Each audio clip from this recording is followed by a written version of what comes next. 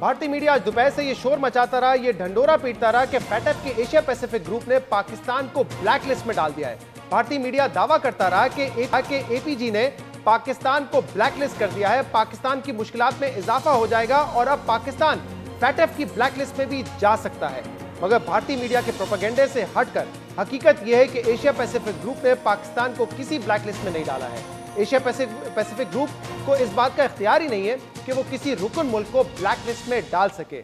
Asia Pacific group का 22वां सालाना इजलास ऑस्ट्रेलिया में 6 रोज से जारी था, जो आज इख्तिताम को पहुंचा है। इजलास के इख्तिताम पर APG ने जो बयान जारी किया है, इसमें पाकिस्तान को ब्लैक लिस्ट में डाले जाने का कोई जिक्र नहीं है। मगर इसके बावजूद भारतीय मीडिया ने नामालूम जराये का हवाला देकर यह झूठा दावा किया कि पाकिस्तान को ब्लैक लिस्ट में डाल दिया गया है। हकीकत यह है कि APG ने सालाना इजलास के इख्तिताम पर पाकिस्तान को इनहैंस्ड मॉनिटरिंग लिस्ट में रखा है। इस लिस्ट को ब्लैक लिस्ट तो नहीं करार दिया जा सकता, लेकिन इस लिस्ट में आना भी पाकिस्तान के लिए तशवीश की बात है। एक्सप्रेस ट्रिब्यून की खबर के मुताबिक APG ने अपनी मुश्तरका जायजा रिपोर्ट में पाकिस्तान की मनी लॉन्ड्रिंग और दहशतगर्दी की माली मुआवनत के खिलाफ कोशिशों को नाकाफी करार दिया है। इनहैंस्ड मॉनिटरिंग लिस्ट में आने के बाद FATF की ब्लैक लिस्ट से बचने के लिए पाकिस्तान की मुश्किलात में भी इजाफा हो सकता है। इनहैंस्ड मॉनिटरिंग की पहली रिपोर्ट अगले साल फरवरी में पेश की जाएगी और इसलिए पाकिस्तान के पास अपनी कारकर्दगी को बेहतर बनाने के लिए सिर्फ 6 माह का वक्त है। इनहैंस्ड मॉनिटरिंग लिस्ट में जाने के बाद पाकिस्तान की मुश्किलात में मजीद क्या इजाफा हो सकता है, इस पर बात करने के लिए हमारे साथ मौजूद हैं एक्सप्रेस ट्रिब्यून के नुमाइंदे शहबाज राना। बहुत बहुत शुक्रिया शहबाज, आपने हमें ज्वाइन किया। एक तो ये कि इंडियन मीडिया सुबह से प्रोपेगेंडा करता रहा कि पाकिस्तान को ब्लैक लिस्ट में डाल दिया है, ये खबर तो बिल्कुल गलत है। इनहैंस्ड मॉनिटरिंग लिस्ट में पाकिस्तान को डाला गया है।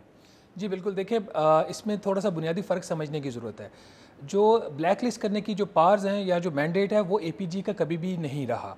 APG मॉनिटरिंग करता है और वो ऑन साइट विजिट्स करता है, आपके पूरे सिस्टम्स को वो परखता है, समझता है।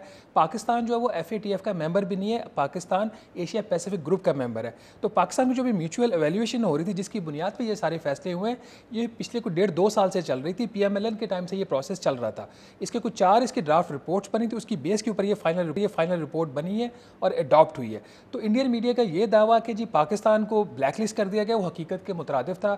उसका रिएक्शन आपने देख लिया, गालिबन एक जियो ही की खबर बेल्जियम से आई है कि वहाँ आपके जो नुमाइंदे उन्होंने वहाँ से उनसे फीडबैक लिया है और उन्होंने भी कहा कि हम उसको पाकिस्तान को ब्लैक लिस्ट नहीं किया।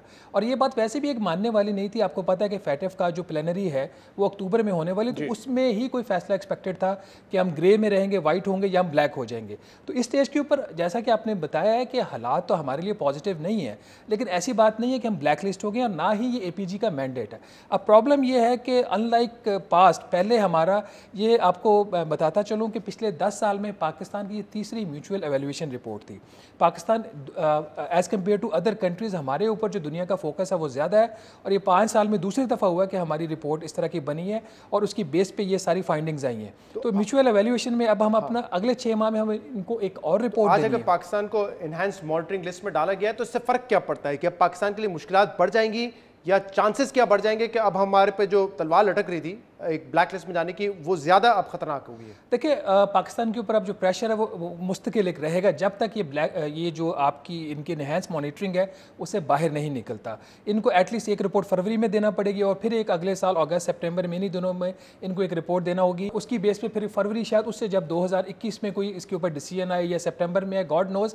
लेकिन इस वक्त सबसे बड़ा प्रॉब्लम हमारा ये हो गया है कि हम दुनिया के रडार के ऊपर आगे हैं, हमारे ऊपर कॉन्स्टेंटली प्रेशर रहेगा, हमारी इकोनॉमिक कंडीशन वीक है। तो एक जो इस वक्त एक आपको ओवरऑल सिचुएशन बन रही है वो इतनी पॉजिटिव नहीं बन रही। हम IMF के प्रोग्राम में, वहाँ पे हमारी कॉन्स्टेंटली मॉनिटरिंग हो रही है। हुकूमत के पास इस वक्त इकोनॉमिक पॉलिसी मेकिंग में लिबर्टी नहीं है। हुकूमत किसी भी जगह पे कोई रिलीफ नहीं दे सकती IMF की वजह से। इस साइड पे हमें प्रॉब्लम आ गया क्योंकि हमारा AML रजीम और CFT में हमें प्रॉब्लम्स आ रही हैं, तो हम मॉनिटरिंग में चलेंगे। 2 चीज़ें बता दें, एक तो ये कि जो अक्टूबर में FATF का फैसला आना है, आज का ये डिसीजन जो है उस पर कैसे असरअंदाज हो सकता है, और दूसरा जो पाकिस्तान ने अब कोई 3 एक्सपर्ट्स भी गालिबन हायर किए हैं जो कि पाकिस्तान की मुआवनत करेंगे कि किस तरीके से हम इन तमाम जो रिकमेंडेशंस हैं उनको इम्प्लीमेंट किया जा सकता है। जी बिल्कुल, कुछ चीज़ें पॉजिटिव हुई हैं पाकिस्तान के लिए। जो हुकूमत को कुछ अर्सा काम पहले शुरू कर देना चाहिए था, गालिबन फरवरी 2018 से ये काम शुरू हो जाना चाहिए था, वो काम शुरू है मार्च अप्रैल 2019 में। तो उसका हमें एक चीज़, हमें सिल्वर लाइनिंग मुझे नज़र ये आ रही है कि शायद जो फरवरी 2020 में हम रिपोर्ट देंगे उसमें हम बेहतर कारकर्दगी दिखा सकें। यहाँ पर यह चीज़ इंपॉर्टेंट है कि ये जो APG का आज का जो फैसला है वो फरवरी 2018 से लेके अक्टूबर 2018 के पीरियड में जो मॉनिटरिंग हुई तो उसके ऊपर आया। सही। उसके बाद की जो कोशिशें हैं, जो इंप्रूवमेंट है, वो इसमें रिकग्नाइज नहीं है और एक्नॉलेज नहीं हुई, और ये हमें पता था कि ऐसा नहीं होगा, तो we were prepared for that.